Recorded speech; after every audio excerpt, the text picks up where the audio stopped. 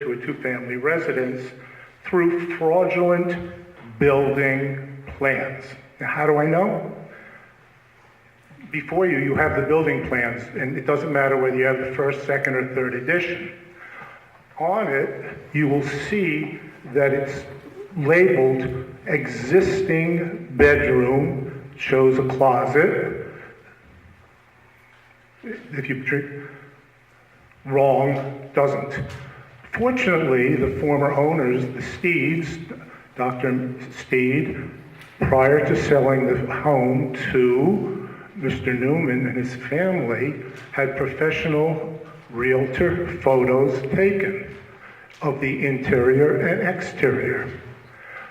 The interior, and I have one photo and I'll show you it, is of what is claimed to be a pre-existing bedroom, is a exercise room that Mr. Steed and I shared a few beverages in over the years. And there's a bathroom. You can see there's a patio, there's a slider door that goes out to the patio and to the pool.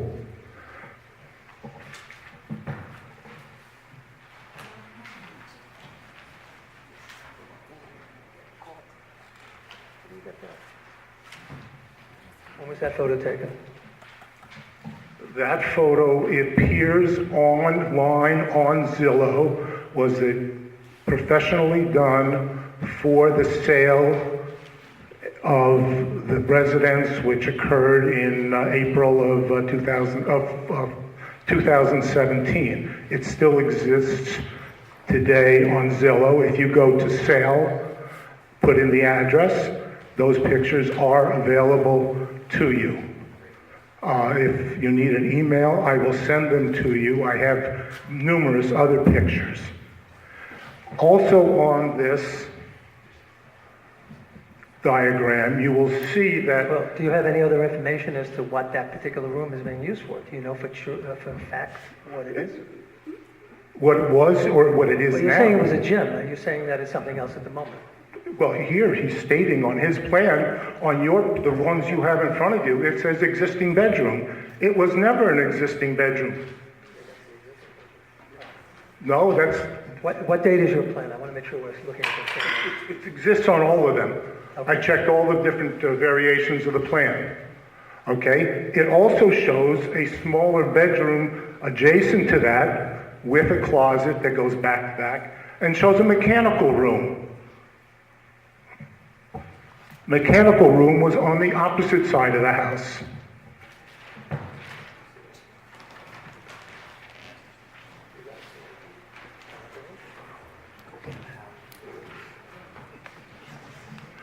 The mechanical room was on the opposite side to the rear of the house. You see there are two closets and an open storage area.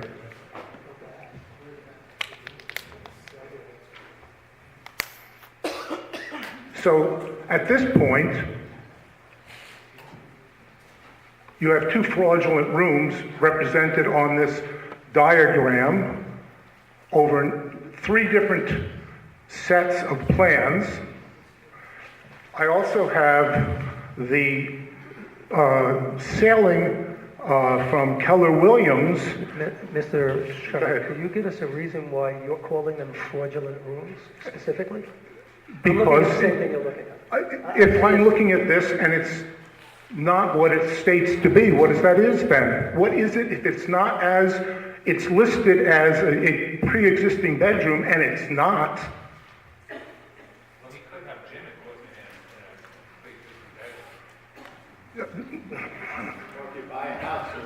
equipment in Then I certainly could give you and could get a statement from these former residents, but this is a selling point. This was taken, as you can see, there's nothing in that room except a universal which occupies the entire thing. In the adjacent bedroom, you can see there are two closets and an open. There's no mechanical room there.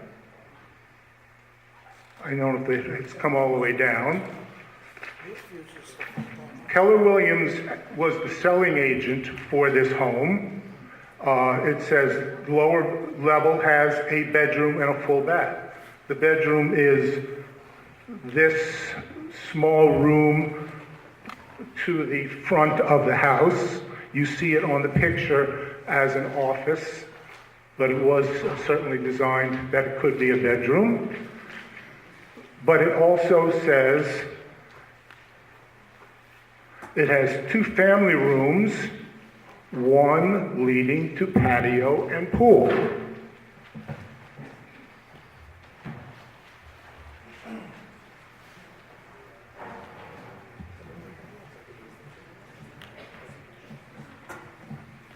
I don't remember seeing in the building permit plans that they were going to move a mechanical room. That would mean that they had to dig open the foundation, put in waste lines, they would have put in water, heat, electrical, venting. Now this is the front of the house. I don't see how venting of the gas was vented from the front to the back. I don't see any new additionals through the roof. We have pictures if you would like it. You also will find they moved the hot water tank. Again, you need a water supply. You need venting for the gas, the fumes. That has to be done. Russell, you see the testimony, please. Let the man testify. I'm looking at all 3 of the diagrams. I didn't change these. Go on, you're ready to get started. Okay. So if you want to see the other ones, you can certainly look at Zillow. Due to the amount of licensed and unlicensed workers and the amount of time that 10 Pine Knoll Court was under renovation was causing me concern, so I went to the building inspector. I sat down with him. We looked at the plans. I voiced my concerns about the amount of alterations being made and the number of workers coming and going after 6 p.m. The house had already had 3 full bathrooms and a 4th was being added. Also in the plans were a men's gym, which would be fine. The building said it was on the plans. The code enforcement violation ticket building permit of the building on 2017-0050 confirms most of my concerns that the homeowner applied for his building permit with unclean hands. A letter from Mr.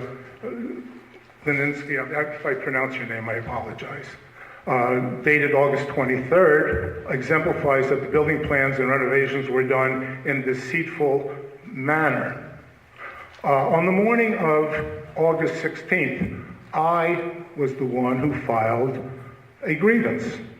I went, the building inspector wasn't there, Russell he wasn't, but Everett, one of the code enforcers, was.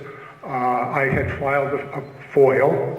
We examined the plans, not these plans, but the pre-existing plans for this building. Okay? And most of these things that I'm talking about, where the location of the mechanical room was, is clearly evident. It also shows a laundry room next to it, which I'll get to in a moment. This house had not been renovated other than and I'll get to that. Let me just defer that. So the Newmans are the 4th owners and current residents. This house was built in 1971 as a 45-foot, 2,084 square foot high ranch on grade on slab with the garage within the house. In the mid-70s, the original owners, the Rosenbergs, expanded the house. In doing so, added a garage, freeing up 400 square feet. Within the old garage, they built a wall-to-wall fireplace with a raised hearth along the rear wall. The old fireplace, which was in this original family room, which their plans say pre-existing bedroom was removed and secured, the walls were refinished. Okay, so they now had two family rooms, as the Keller Williams flyer details. Okay, the house was sold to the Davidsons in 1979, and they added a pool and later upgraded the half bath in the downstairs or the on ground level to a full bath with a shower. The next owners were Dr. Steed and family, who made no structural changes to the house, and the on-grade level remained with two family rooms, but the original family room was, as you can picture, was a gym, as it opened to the sliders, the patio, and the pool. Now we come to the Newmans, who purchased the home from the Steed family in April of 2017. The plans submitted for the building permit are not as the house existed. You don't like the word fraudulent? They aren't true. There was never an existing bedroom, where stated, no closets, as drawn in bedroom or in the gym. The house has been renovated to the point that $16,000 in permit is unbelievable. So here's what's been done, just looking at this plan. Not that anything else, only what's on this plan. They moved the mechanical systems, the heat, the hot water, from the front of the house to the back of the house. If we look at the plans from the original, you can see where the mechanicals were. So that means they had to have moved the baseboard heating, gas lines, ripped open the original foundation, tied into the sewer. They then had to re-cement it, vented it. They then also moved the hot water tank, would need to be the same thing. So they needed a new waste line for that. Maybe they tied into the same thing. Then they added, as you can see, a fourth bathroom. Fourth bathroom is also listed on this diagram. So that, again, you needed water, sewer, venting, fixtures, whatever else goes into a bathroom. They also added, as you can see on these plans, they added a half bath over in the area above the study. Now, depending on which plan you look at, it doesn't show, but you can see the room is there. I think in the exhibit, in your exhibits, it does show.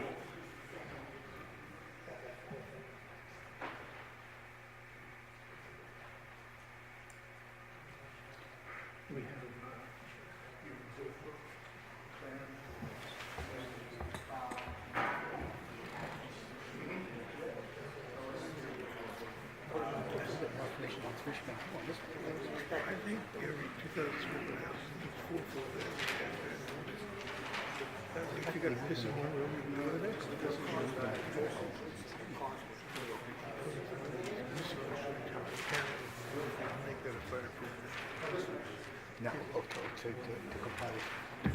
Do you have one that shows the half bath? Okay, so Opposite the Passover. yes, which means, again, it's in an area where, guess what? You're going to rip open the foundation, put in sewage pipes, put in water, both hot and cold. You need to put in electrical. You need to vent. You need air behind water on a toilet, and any other materials and necessities that are going to take place in a bathroom. The other thing, if you look at the Keller Williams, it tells you that this was an oversized garage. Well, it's no longer an oversized garage. You saw the picture with the car, it just barely fits. At some point, that wall was moved forward. Where the closet, and of course, the picture that the building inspector took still shows that closet there. I don't know if it has been removed or it has not. But somehow, in some way, I know, because I could see, because I can see into the garage, that all the sheetrock was removed downstairs. It was insulated, and new wallboard, moldings, lighting, which is electrical, and everything associated with it, including flooring, carpeting, painting, was added. Did you notice any construction work over the weekend of August 11th, 12th, 13th, 14th? Well, no construction would take place on a Friday afternoon or a Saturday. So your answer is no. No, I'm just saying that nothing would ever take place during that time because Mr. Newman is Orthodox, and we wouldn't allow that type of material work to take place. I could not definitively say, on those dates that I could say I saw work take place. Now, I know that the picture of the garage door, those doors, the railings were out there probably a week before they were taken out, and it was only when I had heard that a CO was issued, and I went in on the 16th with a picture of it, saying how could this possibly have been part of the plan when it's not on the original plans? The wall that was erected between the two garages doesn't show up on any one of these plans. So now what you do is you have a house.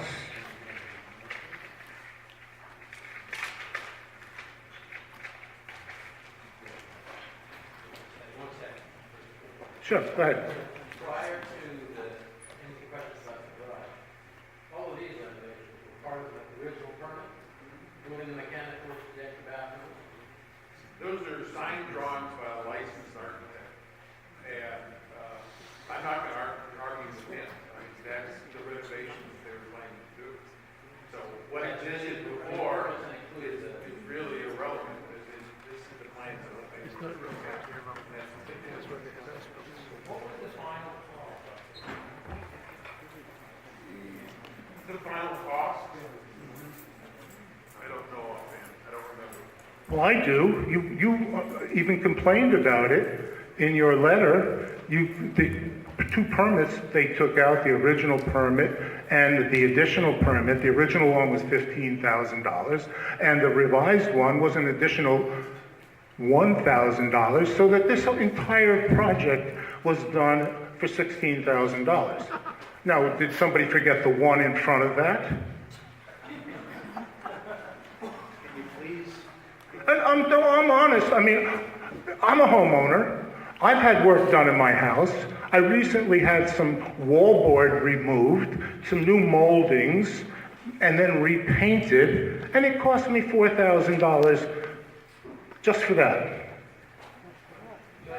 Construction work is expensive, I'll give you that. Question here is, was this thing illegally converted into a two-family on the date the building inspector issued the CO?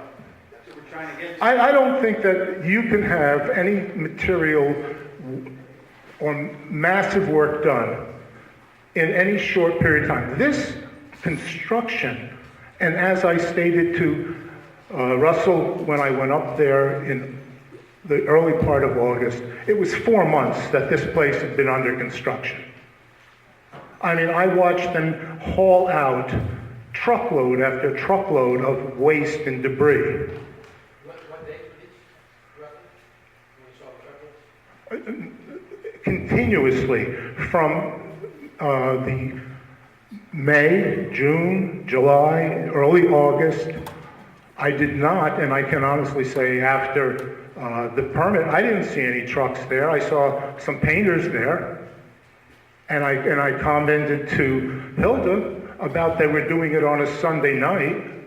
That was painting, and then that would have been that would have been the 15th or the 14th. But other than that, I don't think that any of this work was done after. So now you have, again, 2 laundry rooms within 30 feet of each other. 2 separate laundry rooms. You also have 4.5 baths in a 2,500 square foot house. 2 upstairs and 2.5 downstairs. Now, I know you're going to make the decision whether I can tell you what happened or not. But in your mind, picture this house, the renovations were done. I look out, I see people entering through the back, and I see people entering through the front. 2 different families. They each have a small child. They get groceries How often have you seen that?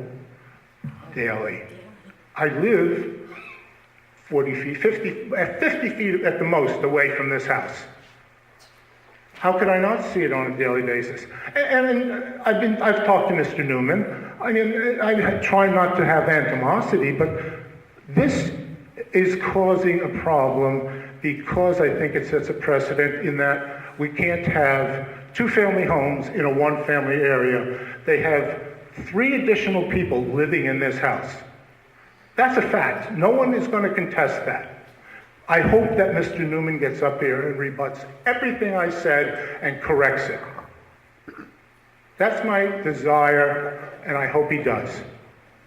But I didn't make up the plans. I didn't change from an existing bedroom to what wasn't.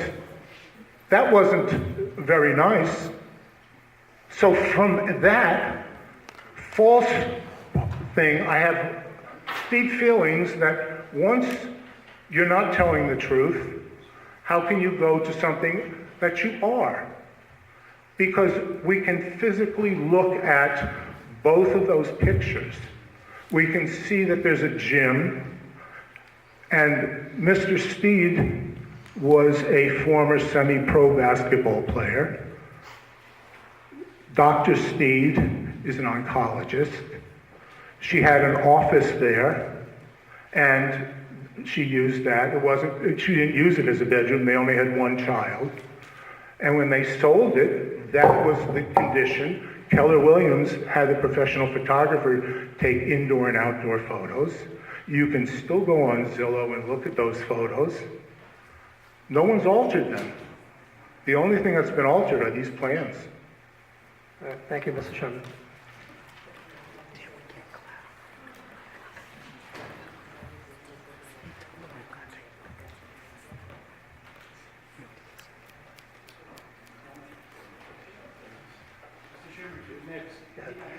Mr. Verso? Oh, I'm sorry. He asked me to vote what he said. I mean, you want me to wait till the very end? I'm sorry.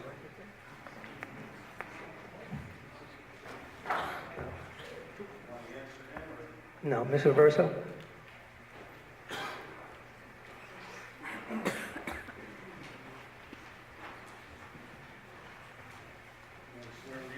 I think you were up the last time, Mr. Verso. Yeah, my name Just state your name. Anthony Averso, 40 Wilshire Drive, Chestnut Ridge. About the garages, does this wall go from the front of the garage to the back of the garage? Yes. How do you access the garages from the inside the house? How? There's doors. Doors where? They're in the back of the garage. 2 separate doors or 1 separate door? 2 separate doors. Okay. Are the garage doors identical on both garages? I didn't see the plan, so I don't know. That's why I'm asking the No, question. they're not. So You're talking about the outside doors. well, you said you got 2 garages separated with a wall. Right. That means you got 2 garages. Are both of those garage doors identical? No, they're not. So the theory of the bifold or the atrium doors being better than the other one, it doesn't hold a lot of water. Are they fire rated doors? Are there safety latches on the doors? Are there bolt locks on the doors with turn-ons? You have to operate them with a key, am I correct?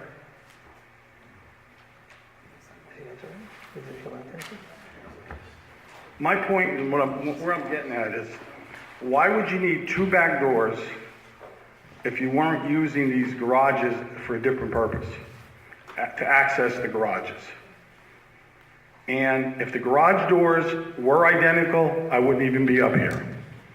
But if you've got atrium doors on one side and a conventional garage door on the other side, something's not right. And that was my question, and I think hopefully he's answered it. And Thank you, Mr. Rosa. thank you. Dinah Corbin?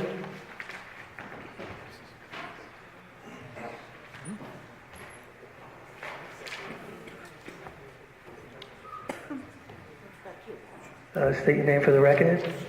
Yes, my name is Diana Corbin, and I live at 6 Aberdeen Avenue, Chestnut Ridge, New York.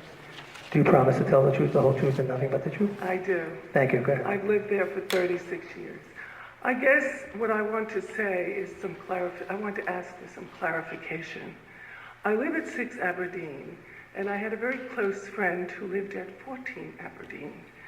She lived there alone, and she wanted to help out this doctor from Germany and his wife for a year until they become established to find a residence. So she permitted them to live in the upper portion of a raised ranch home. And she lived on the lower level during this yearly time. And she wanted to do some renovation downstairs on the lower level. And she installed a kitchen in part of the garage, a stove and a sink.